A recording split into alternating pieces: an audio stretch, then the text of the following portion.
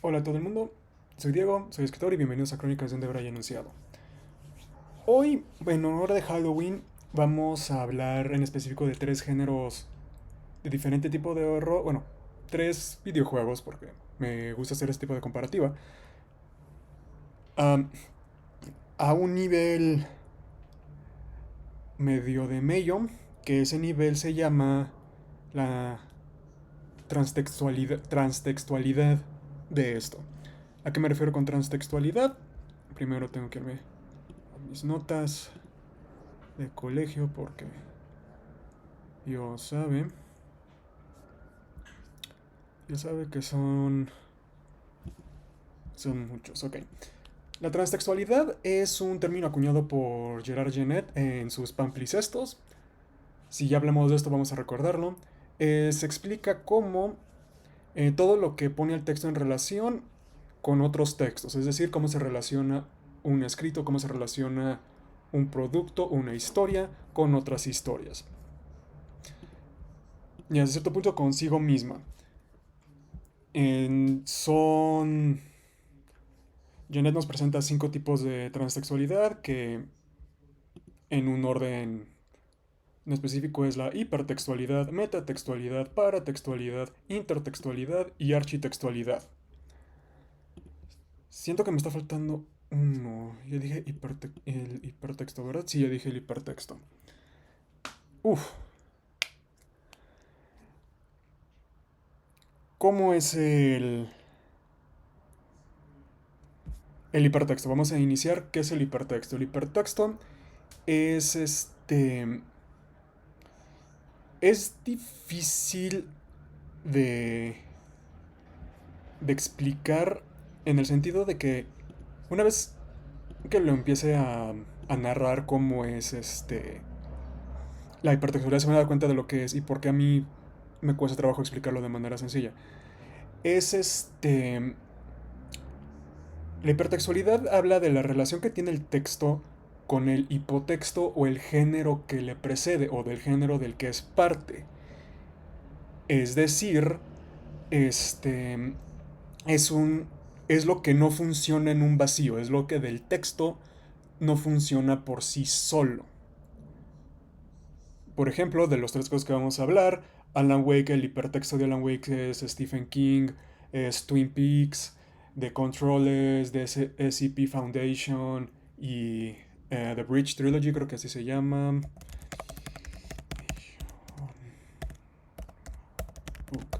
Y y los archivos de Magnus, de Southern Reach. Huevo, sabía que tenía que ver con Reach algo. Y en Alan Wake 2 su relación es obviamente Control, Alan Wake y los juegos y las historias más de terror tipo La caída de Ush, bueno, las series de Mike Flanagan en Netflix. Esa es la hipertextualidad. La metatextualidad es el más utilizado y el más popular. El comentario que hace el texto sobre género, sobre otro texto, sobre sí mismo. Es una lectura meta, es una lectura arriba del texto. Por ejemplo, una parodia funciona tanto como hipertexto como metatexto. Una parodia que está hecha con amor o que está criticando puntos de algo, es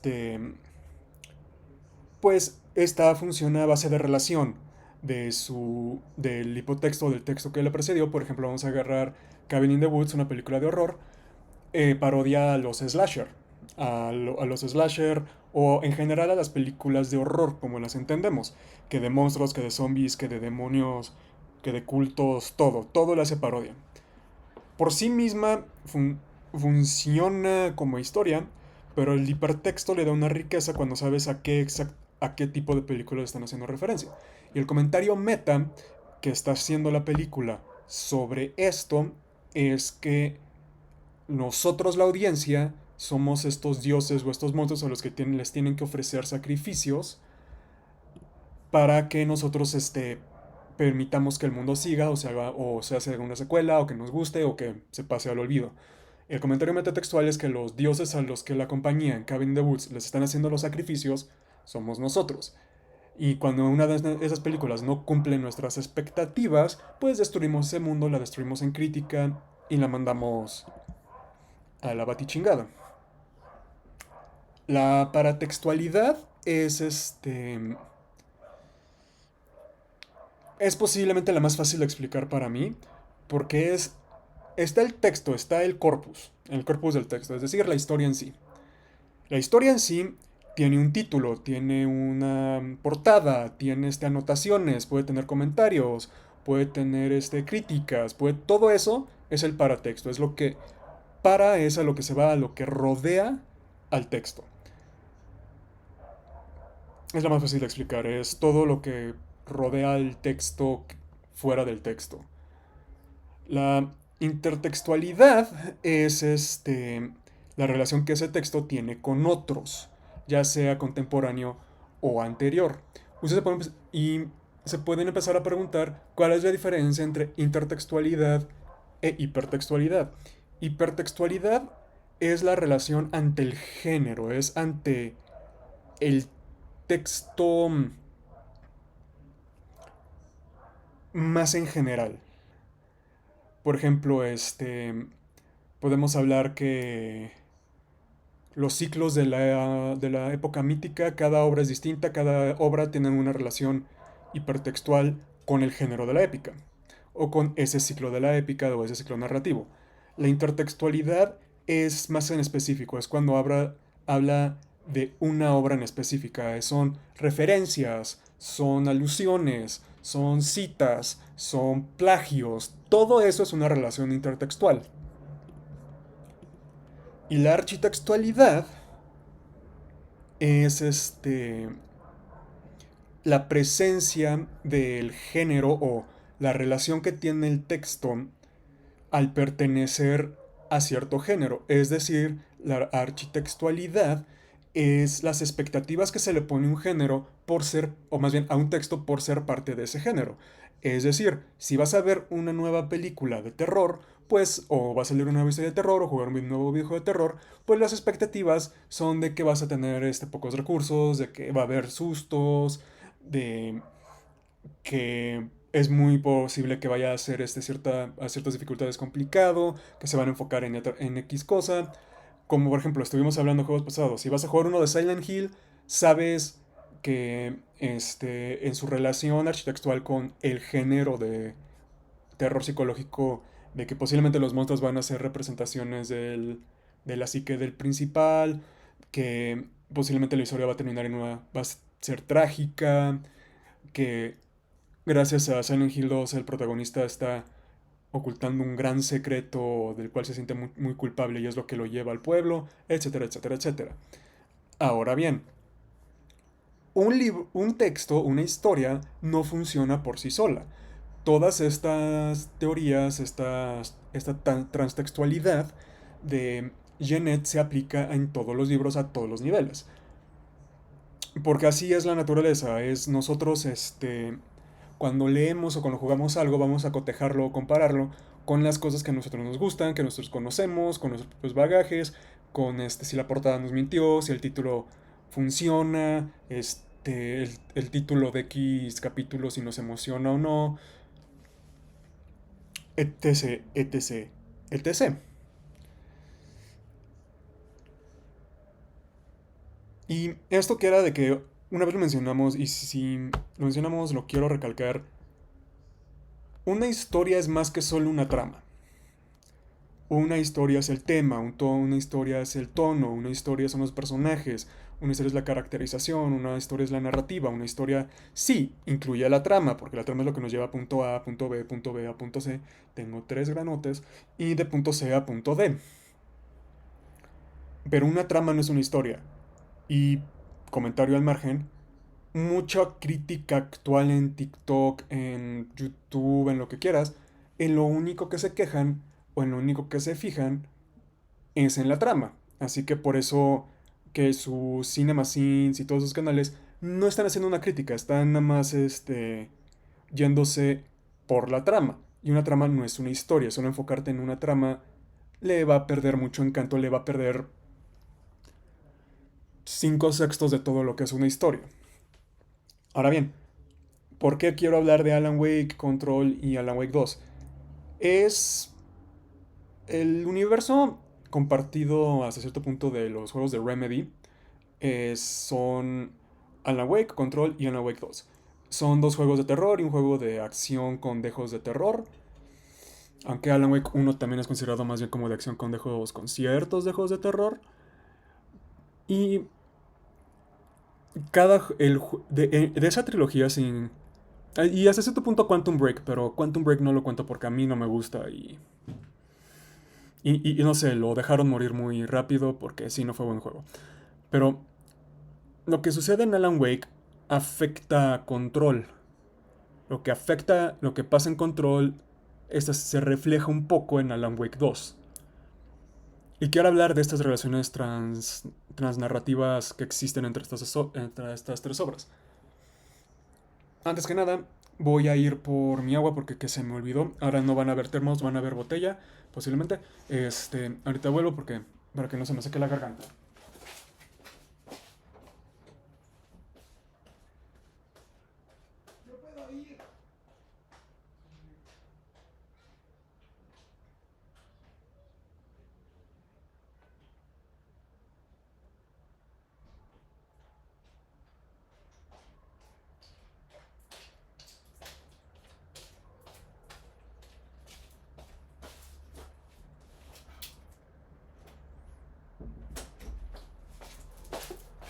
Ok, ya regresamos. Ahorita voy a tomar un poquito raro porque no quiero que vean la marca porque quién sabe qué tan pinche loco se ponga la compañía. Anyhow, ¿en qué estaba? En la historia, ¿cierto? Ok. Iniciamos con el primero, Alan Wake. Alan Wake salió en 2010 para 360. Fue una exclusiva 360. Fue un juego que de los mismos creadores de Max Payne, dos juegos muy entretenidos noirs detectivescos. Y Alan Wake trata del protagonista, el titular Alan Wake, que viaja a este lugar en Bumfuck Nowhere, en los Estados Unidos, que se llama Bright Falls. Va porque tiene un bloqueo de escritor muy cabrón con el cual no se puede zafar. Y su esposa, Alice, lo lleva a Bright Falls a ver si se puede despejar, a ver si se puede liberar y a ver si puede, pues puede conseguir cierta paz para poder volver a escribir. Para esto, Alan Wake ha estado sufriendo pesadillas. Pesadillas sobre una presencia oscura que lo anda persiguiendo, que lo anda asolando, que lo anda criticando, y de una figura de luz que lo anda, bueno, y una luz que lo anda protegiendo. Desde ahí empezamos a ver las relaciones con Stephen King, un escritor atrapado en un pueblito en Bumfuck Nowhere. Ajá. Este, Tenemos la relación Twin Peaks porque una vez que entras al pueblo, el pueblo it's kind of weird.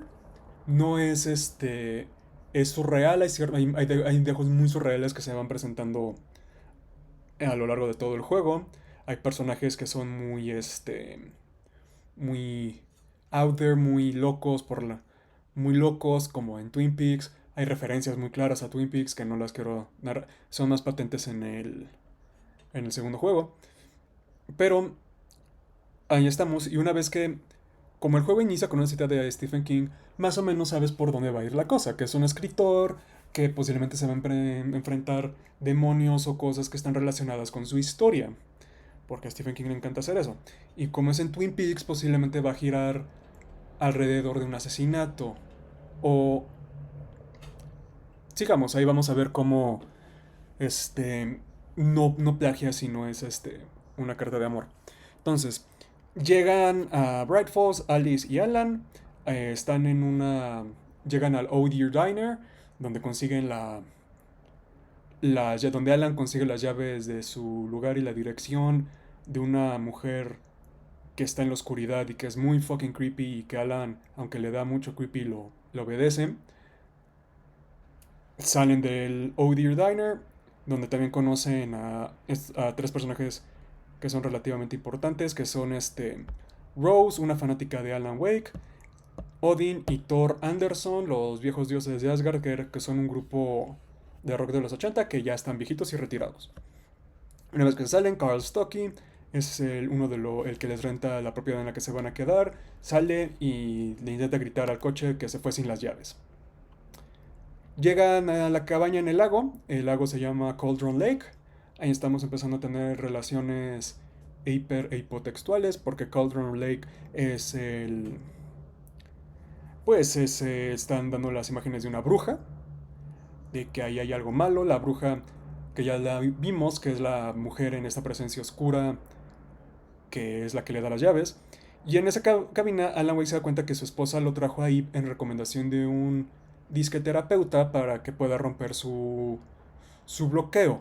No le invitó para que solo estuvieran ahí, sino le invitó para que lo obligara a escribir. Y algo que te han narrado mucho y que sí te ponen de Alan Wake es que dentro de sus muchos fallos de persona, su temperamento y el simple hecho de que no le gusta que lo obligan a escribir. Lo cual, mood. Me identifico en ese aspecto mucho con Alan. En otros claramente no soy tan fiestero y no le entro tanto al alcohol. Alan y Alice tienen una discusión. Alan se va fuera en la oscuridad porque la esposa tiene nictofobia, Alice tiene nictofobia, no le gusta la oscuridad, le tiene fobia a la oscuridad y él quiere un momento para sí solo, que es una relación muy inmadura, es una reacción muy inmadura de Alan, pero no estamos ahí para criticar eso. Él se sale y de repente empieza a oír caos, mucho caos. De repente se voltea, en este caos se da cuenta que la, la cabaña en donde estaban quedando, la cabaña en Cauldron Lake, ya no existe. Desapareció. Y Alan despierta 2 semanas después en un accidente automovilístico. Y a lo largo del... Y ahí termina el primer capítulo. Es una gran secuencia de opening de un videojuego. Y conforme va avanzando el juego, empiezas a encontrar manuscritos o unas hojas de un manuscrito que en algunos momentos narran cosas que ya están pasando, narran cosas que están pasando, o sea, que narran a Alan leyendo el manuscrito sobre lo que está pasando. A veces te dicen cosas que van a venir y a veces te narran cosas inconsecuentes o, en el mejor uso de estas hojas, te narran cómo ciertos personajes fueron sobretomados o tomados o poseídos por esta presencia oscura. Rápidamente se establece que Alan está viviendo su historia. Está viviendo su historia. Entonces, entramos a otros niveles intertextuales. Estamos en una historia de Stephen King, en una historia Twin Peaks, porque hay, lo más Twin Peaks que existe es que existe como este show dentro del videojuego que se llama... Se me fue, no es Bright Falls, es... Sí, ahorita, luego lo busco, luego lo googleo. Ah, que es una mezcla, el show es una mezcla entre The Twilight Zone y Night Springs. El show se llama Night Springs, a huevo.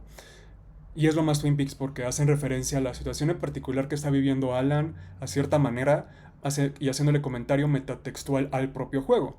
Entonces, a lo largo de este juego, ya empezamos a ver una complejidad narrativa muy interesante, una complejidad textual muy ad hoc a algo que se puede considerar más literario, es decir, hay referencias al género, cuando Alan se cuenta que está escribiendo, él sabe que por ciertas reglas del género ciertas cosas tienen que pasar, el Alan que escribió la historia lo acepta de que no me puedo hacer la cosa tan fácil o esta presencia oscura va a tomar el control de la historia.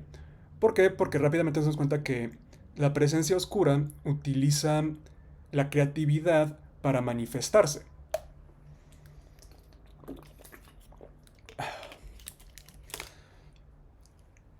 Casi se logra liberar con los Old Gods of Asgard, por eso los dos están loquillos. Utilizó a un poeta, Thomas Zane, al poseer a su esposa Barbara Jaeger y casi hace que Thomas la libere. Y Alan casi logró liberar a la presencia oscura. Él quedó atrapado en este lugar, estuvo poseído y empezó a escribir la historia para que regresara a la presencia oscura o se liberara fuera de este lago en el que vive. Y Alan, al ser escritor, empezó a poner trabas, empezó a poner se escribió dentro de la historia para tener una oportunidad para liberarse. Y más que nada para poder liberar a su esposa. Empezamos a ver que aparecen otros personajes a lo largo de la historia. El ex agente del FBI Nightingale, que le dice a Alan por cualquier nombre de escritor como Poe, Dickens o Hemingway, y es el personaje más inmamable del juego. Está diseñado para que sea inmamable, es una fuerza antagónica. Aparece Barry Wheeler, el agente de Alan, que es de los mejores personajes porque es pues es la audiencia, es el que está reaccionando como si no supiera como no sabe lo que está pasando, está reaccionando de una manera más, pues más cagada. Y la Sheriff Breaker, que inicia dudando de Alan, pero termina siendo una gran aliada de Alan Wake. También está Cynthia Weaver, que era alguien que conoció a Thomas Zane y a Barbara Yeager, y es llamada la Dama de la Luz, que es la que protege algo que puede detener a la oscuridad. Algo que Alan Wake escribió dentro de la historia, que luego se complica un poco con Alan Wake 2, Which is the Point. Y todo va continuando. La primera historia, conforme se van cumpliendo el libro, nos damos cuenta que lo que la presencia quiere es que Alan regrese a la zona oscura y termine la historia, porque la historia no está terminada. Lo que le da el riesgo narrativo al juego es que la historia no está terminada. Así que puede ir en favor de la presencia oscura o puede ir a favor de Alan Wake. En el transcurso de esto, Rose es medio tocada por la oscuridad y se queda medio loca. Barry y la sheriff empiezan a tener como un approach. Cynthia Weaver le da lo que necesita, que es un clicker. Por ejemplo, en una de las lamparitas que tengo aquí conectadas existe este device que yo le doy clic a esto y puedo subir o bajar la intensidad de la luz. Algo pero de una lámpara más vieja es lo que Alan está buscando. ¿Por qué? Porque es algo que de niño le daba mucho confort. Era algo que su mamá le dio a Alan Wake de niño para que pudiera espantar a la oscuridad. Así que en este mundo de historias y eso, esta pequeña historia de lo que su mamá le dio es la arma más poderosa que tiene en contra de la oscuridad. También nos damos cuenta que Thomas Zane es la voz que estaba guiando a Alan a través de varias cosas, el que lo estaba ayudando al inicio y al final. Y al final Alan se adentra de nuevo en el lago y utilizando el clicker logra destruir el avatar de la presencia oscura, que es Barbara Yeager. Barbara Yeager dándole la amenaza de que iba a tener otra cara, porque así es la naturaleza de esto. Antes de que se me olvide, en uno de los niveles logramos conocer al susodicho doctor que invitó a Alice a que llevara a Lana allá para que se rompiera el bloqueo de escritor de su esposo. Y es un verdadero pedazo de mierda. Es uno que explota a las personas creativas que trabajan o que van a terapia con él. Vende lo que ellos hacen, pero a su nombre. Y quiere utilizar la presencia de Alan en el lago para hacerse, pues, popular, media una macroestrella. Al final de cuentas, la oscuridad se lo lleva. Porque todo le pa. ¿Por qué? Pues porque sí. Entonces, al final del primer juego, Alan llega al fondo del lago, en este mundo de oscuridad, destroza a Barbara Yeager y lo saca a Alice. Alice sale de la presencia oscura, pero Alan se queda atrapado. Se queda atrapado por X cantidad de tiempo donde él va a tener que escribir la historia. Y lo que se vuelve, y lo que antes era un juego de supervivencia, ahora se vuelve un juego, creció en stakes. Ahora es Alan buscando una salida del lugar oscuro de The Dark Place, mientras escribe una historia, mientras la oscuridad está intentando influenciar su historia, y se quedan en este stalemate por canónicamente, y es un gran detalle del juego, 13 años. Este es Alan Wake 1. Luego viene Control. Control trata sobre el FBC o el Federal Bureau of Control, que básicamente está inspirado en dos cosas, bueno, en tres cosas contemporáneas, que es la Fundación SCP, Secure, Contain and Protect, que es un horror comunal, es una especie de experimento de horror comunal sin dueño, en donde tú le presentas a los moderadores de la página una entrada, un SP número, quién sabe qué, sabe quién sabe qué, y ellos lo leen y lo aprueban. En el SP es una agencia que este, contiene y protege objetos o situaciones o personas anómalas. Es decir, puede ser desde una máquina de esas que en donde... ay, puede ser desde una silla que si te sientas te puede teletransportar al lugar que tú quieras, pero si eres de la organización que le intentó destruir tantas veces que le entró odio al corazón, esa silla te va a matar. Que puede ser hasta la representación de Caín y Abel, pueden ser el guardián de la puerta del Edén y puede ser, pueden ser muchas cosas. Es muy creativo. Eh, es la primera influencia muy grande de SCP, perdón, de Control, que es de SCP Foundation. No lo ocultan. La segunda es The Southern Reach Trilogy, que es una serie de libros de que, por ejemplo, la película Annihilation, que también tienen que ver con esto del New Weird, que es algo que con lo que también trata SCP, y es de este organismo o esta... Sí, de este organismo que empieza a transformar la Tierra y empieza a cambiar los humanos por su propia naturaleza y es estos personajes que pelean contra eso y desde este punto hacen que esta fuerza se vaya tras un gran costo. Y la tercera son The Magnus Archives, los archivos Magnus, que es una serie de podcasts que te cuentan una historia de los archivos Magnus o la agencia en donde están recopilados casos muy similares a SP, son lo que son criaturas distintas y que son manifestaciones de estos miedos primordiales que intentan conquistar al mundo o entrar al mundo y cambiarlo. Y no les quiero spoiler que sigan, más bien busquen ese podcast y escúchenlo, es bastante bueno si les gusta lo del terror. Foundation es una mezcla de todo eso. Es una mezcla muy padre, muy de acción. Y la protagonista es una chava llamada Jessie Faden, que tiene como contacto a este ente llamado Polaris, que se representa como por este fractal en la pantalla. Jesse está buscando al Federal Bureau of Control porque ellos se llevaron a su hermano después de algo llamado el incidente de Ordinary, del pueblo ordinario. Que, spoilers porque es importante para el trama, ellos descubrieron este picture slider, este slider de fotografías que los llevaba a otra dimensión. En esa dimensión todo estaba perfectamente balanceado entre el sonido y, y el silencio. El silencio le pertenece a Jesse, el sonido son los malos. Están como en este maravilloso punto de contacto y existe algo de The Spider Mother, que es algo que te menciona que es el ente que vive ahí y es tipo araña, tipo eso de Stephen King. ¿Por qué? Porque a Remedy le encanta sus alegorías y sus referencias o sus transtextualidades, intertextualidades a Stephen King. Jessie llega, encuentra al bureau, el bureau está cerrado, pero ella puede entrar, ella se encuentra adentro, no se encuentra al, este, al limpiador Ati, que es finlandés con el nombre de un dios finlandés, y eventualmente encuentra una pistola, una service weapon.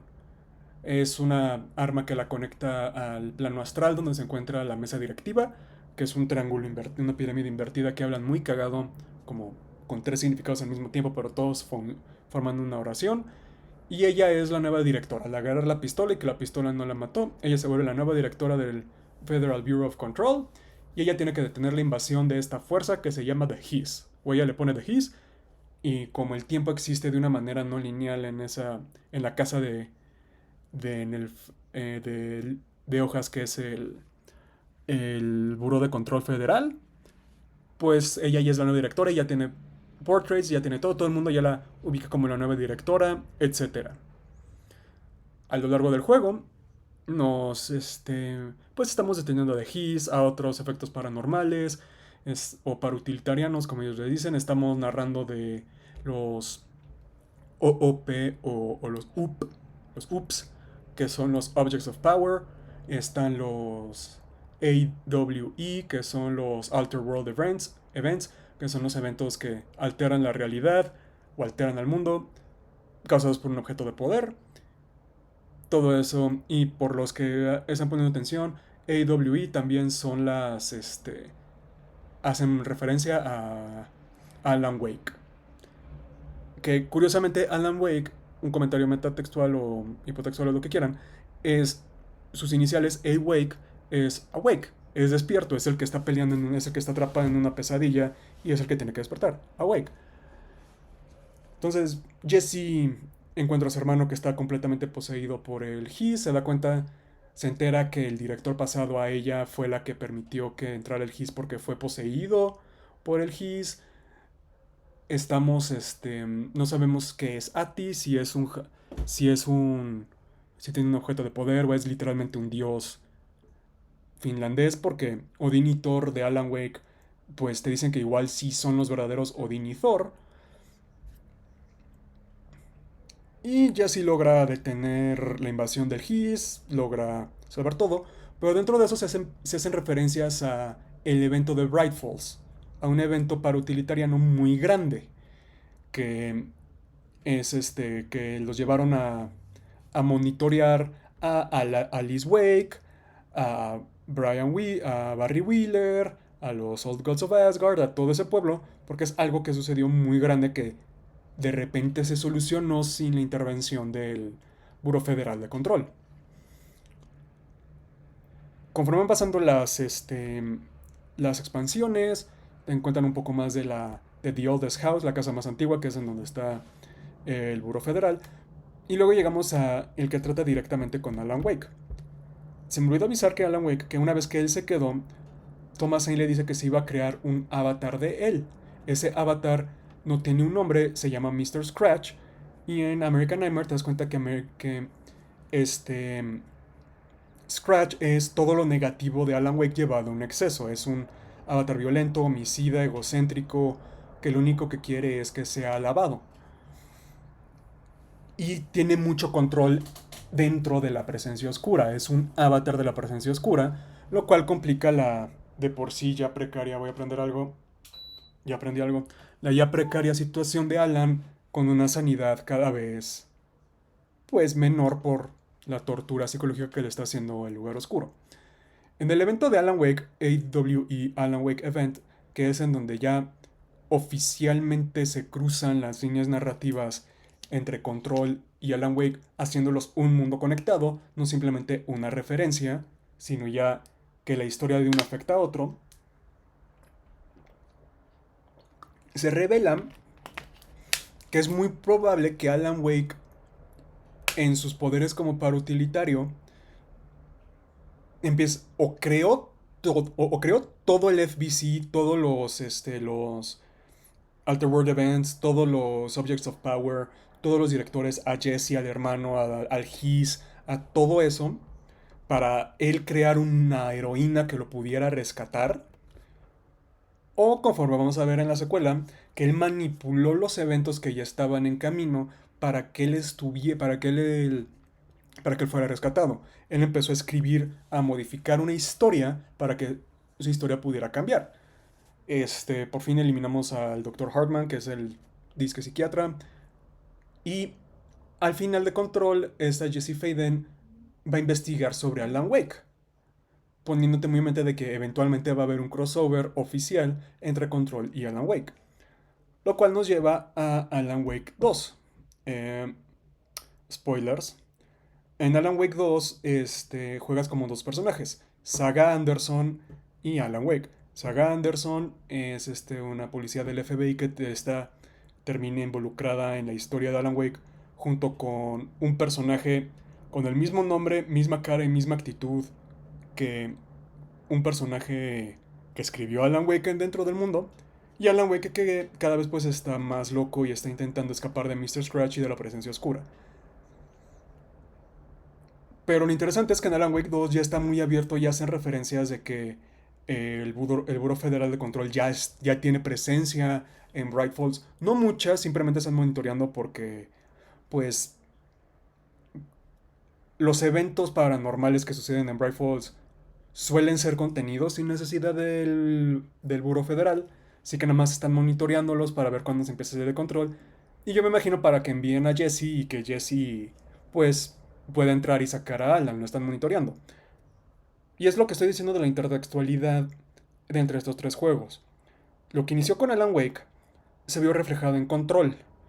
Ya no es un tipo de horror de como historia de Stephen King, ya es un New Weird, ya es un tipo de horror en donde tú tienes más injerencia y agencia en contra de los monstruos y sobre los monstruos, donde no lo más que puedes hacer es llegar a un stalemate por bondad divina. Y en Alan Wake 2 estamos viendo cómo esta repercusión de que ya descubrieron que Alan Wake tiene algo que ver con la situación en la que se enfrentó Jesse en Control, pues está relacionado. Ya estas obras ya tienen una relación hipotextual, architextual e intertextual. Es decir, Control, Alan Wake tiene apellidos que van a ser reflejados en Control que le dan nuevo cariz a esta Alan Wake, intertextualidad. Ambos tratan del horror de diferentes maneras y con diferentes desarrollos de personaje. Hipotextualidad. Todos le hacen comentario a sí mismos, así de que somos una historia, que sabemos que estamos en una historia, metatextualidad, y de como sabemos que estamos en una historia, eso sabemos que esto tiene que pasar porque así son las convenciones narrativas, metatextualidad, y también esta carta de amor al género que está en hasta cierto punto referenciando. O sea, las cartas de amor a las historias de Stephen King, a SP y The Magnus Archives. En el 2 todavía más a Twin Peaks y todavía más a este ese tipo de horror más surrealista. Y quiero que sí dejemos bien claro de que estas relaciones se encuentran en cualquier obra. En cualquier obra, una vez que tú existen por sí solas. Vamos a iniciar desde ahí. Las 5 transtextualidades de Genet existen en cualquier texto, en cualquier historia. Cuando se complejizan y cuando metes otra historia, estas 5 empiezan a tener otro tipo de relación. Las historias cambian. Las historias ya no se leen igual una vez que se comparte el mundo diegético en el que existen. Por eso digo que la trama no es la historia. Por ejemplo, Alan Wake por sí solo es un juego pues que funciona muy bien, pero si le añades después las experiencias de Control y lo vuelves a jugar, pues muchas cosas pegan distinto. Y como ya jugaste uno y Control y juegas Alan Wake 2, hay ciertas cosas que te van a saltar y, yo entiendo esta referencia, yo entiendo de lo que están buscando, yo entiendo qué están haciendo. No solo como secuela directa, sino también como haciendo referencia a esto. Y todo esto es para que yo les diga que una historia no funciona en un vacío. Una historia no funciona en un vacuum, en un void. Sí necesita un contexto, pero no solo un contexto histórico, social o el contexto de la biografía del escritor. La propia historia, la relación de la historia, con el género, en sí misma, da un contexto a la historia que la vuelve completa, que vuelve al texto completo, que vuelve al texto más que solo palabras y más que solo una trama, más que solo personajes. Una historia es un ente vivo. Una historia es este ente nocional que existe dentro de las ideas que una vez que la descubres se queda contigo. Una historia es un mundo y ese mundo es una historia.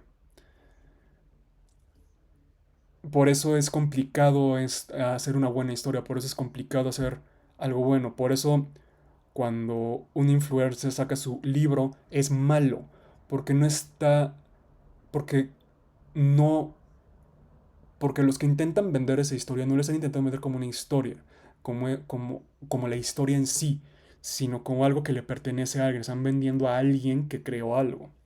Y eso no. El escritor no es la historia. Hay historias que sobrepasan a los escritores. Comentario en Alan Wake. Hay hay historias que se vuelven tan grandes que el autor queda básicamente desconocido. ¿O cuántos saben que cómo se llama los autores de, no sé, de Dr. Jekyll and Mr. Hyde o de, no sé, de The Southern Reach, de, o sea, ¿cuántos saben que Robert Louis Stevenson es el escritor de Jekyll and Hyde? ¿Cuántos saben que Annihilation o The Southern Reach es de Jeff Vandermeer? ¿Cuántos saben eso? Pues es irrelevante. ¿Por qué? Porque la historia ya lo sobrepasó. La historia es un ente vivo. La historia ya vive en sí. Un tema medio no tan de horror para hablarlo en Halloween. Halloween. Hubiera hablado del mundo extraño de Jack, pero eso lo puedo hablar en Navidad. Si es que sí. Como siempre, soy Diego, fui escritor. Esto fueron Crónicas de un Debray Anunciado. Los veré el jueves para hablar de no sé qué. Ojalá ya pueda jugar Spider-Man para poder hablar de Spider-Man. Seguimos peleándonos con eso. Y sean buena gente. Bye.